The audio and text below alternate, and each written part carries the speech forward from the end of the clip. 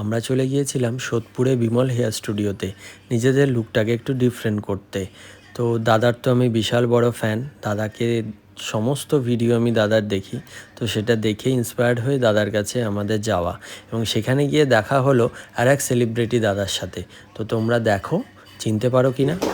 আমার শৈশবে সকালে একদিন গেল রে, জানি না কোন সুদূরে ফিরবে না, সে কি ফিরবে না, ফিরবে না আর কোনদিন, ফিরবে না, সে কি ফিরবে না, ফিরবে না আর কোনদিন।